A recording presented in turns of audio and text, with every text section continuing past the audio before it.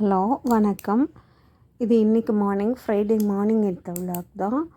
இன்றைக்கி மார்னிங் வந்து vegetable rice பண்ணலான்னு சொல்லிவிட்டு காலையிலே எழுந்தோடனே மீல் மேக்கரை சுடு தண்ணியில் கொதிக்க வச்சு எடுத்து வச்சுட்டேன். காயெல்லாம் கட் பண்ணி வச்சாச்சு. அரிசியும் ஒரு 1/2 hour ஏற்கனவே ஊற வச்சுட்டேன். ஃபஸ்ட்டு அரிசியை ஊற வச்சுட்டு அதுக்கப்புறம் தான் காயெல்லாம் கட் பண்ணலான்னு கட் பண்ணேன்.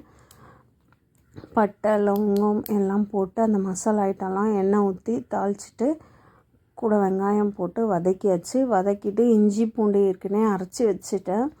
ஸோ அதையும் போட்டு வெங்காயம் வதங்கினோடனே அதை போட்டு ஆட் பண்ணி வதக்கிடலாம். அப்புறம் இது கூடயே பச்சை பட்டாணி வாங்கி உரித்து வச்சுருந்தேன், அதையும் போட்டுடலாம். மீல் மேக்கரும் போட்டுட்டு காயெல்லாம் போட்டு வதக்கி விட்டுடலாம். தக்காளி போடவே மறந்துட்டேன். அதுக்கப்புறம் கடைசியாக திருப்பி ஒரே ஒரு தக்காளியை கட் பண்ணி போட்டேன். வதங்கினதுக்கப்புறம் எல்லாத்தையும் போட்டு வதக்கி விட்டோன்னா கொஞ்ச நேரம் வதங்கிட்டுருக்கோம். இன்றைக்கி மார்னிங்க்கும் இது தான் ரெடி பண்ணியிருக்கேன். மார்னிங்க்கும் இதே சாப்பிட்டுப்பாங்க பசங்க எல்லாம். மத்தியானத்துக்கும் இதே தான் பேக் பண்ணி கொடுக்க போகிறேன். ஸோ அதனால் நிறைய குவான்டிட்டி பண்ணியிருக்கேன்.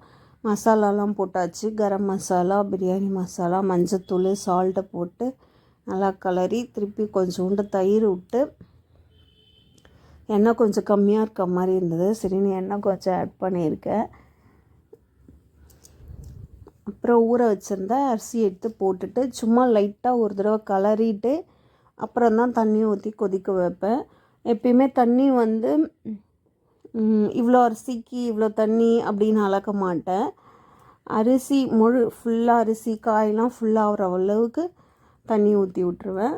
நல்லா கொதி வந்தோடனே தட்டை போட்டு மூடி ஒரு 20 minutes மூடி வச்சிட்டோன்னா சூப்பராக வெஜிடபிள் ரைஸ் ரெடி ஆகிடும்.